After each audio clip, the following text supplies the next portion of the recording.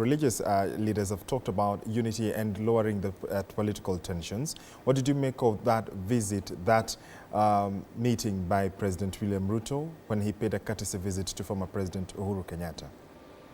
Yeah, as far as we're concerned, that's a good gesture.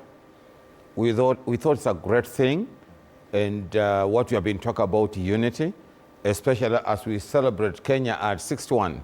To me, that was a great gesture because we are celebrating Kenya at 61, where we are going to bury some mindset that is with Kenyan politicians all around. And that should also direct Kenyans to think, as we think about the state of the nation is the state of the people. The mindset that has been there, that the church is looking for accountability, and some politicians will say, you know, it's because the head of state comes from a particular community, and that's why we are doing this. Now, with that kind of visit, it shows that the issue of Kenya at 61 must be past where you come from, should be past your tribal orientation.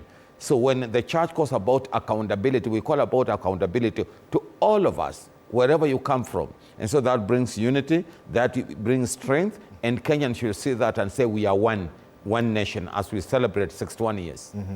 Alhaji, do you think that the political class, the presidency, is now listening?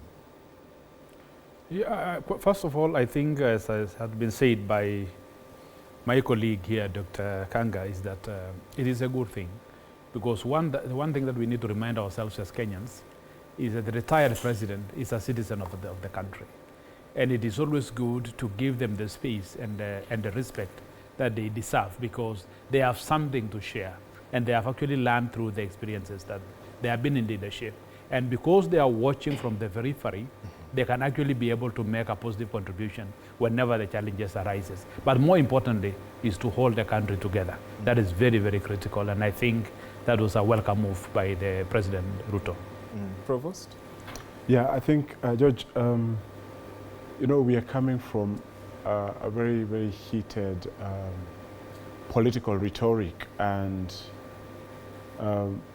different sides of the divide have been pushing for supremacy on both sides, and I guess those who reap from that were really happy when Uhuru would push far away and President Ruto would push far away.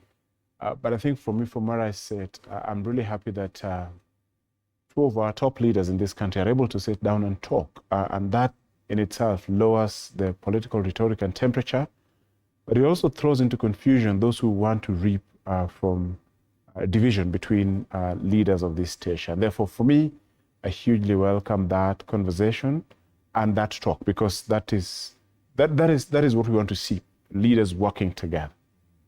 Over time, that we have seen one of the greatest and highest political, quote-unquote, division, if you look at it, in modern-day politics. And there's been a lot that has been spoken about the voice of the church. NCCK has come out, of course, in the recent past, but again at a time when Kenyans were sort of yearning and looking for and asking, where is the voice of the church in all this? What necessitated the re-emergence of the NCCK in terms of being vocal? First of all, was NCCK not vocal? Did you get a new voice after what was happening? No, I don't think so. NCCK has spoken. There is a structure that we speak as a church. In most cases, when we say NCCK has spoken, it means we have sat together as an organization and we have agreed on specifics. What we said last week in our executive, we have said it before, but yesterday we brought the nation together and then we spoke into specific issues. And specifically, what are we saying? We are saying our role is basically accountability and prophetic. And NCCK has been there, the church has been there. So long as the state is there, the church is there. What is the role of the church and the state? The church and the state, they work as two sisters, namely that their interest is there must be peace and unity in the country. The client of the state is mwananchi, the client of the church is mwananchi, and so they work together. So whatever happens, always the church will speak. They have spoken, they have spoken, they'll speak, and they'll continue speaking. And so, did it just start yesterday? No, it has been there. It's only that sometimes people report what they want to hear. But this time we spoke specific issues. We talked about IEBC. We talked about bringing the unity in the country. We talked about Kenyan rising up to determine their destiny.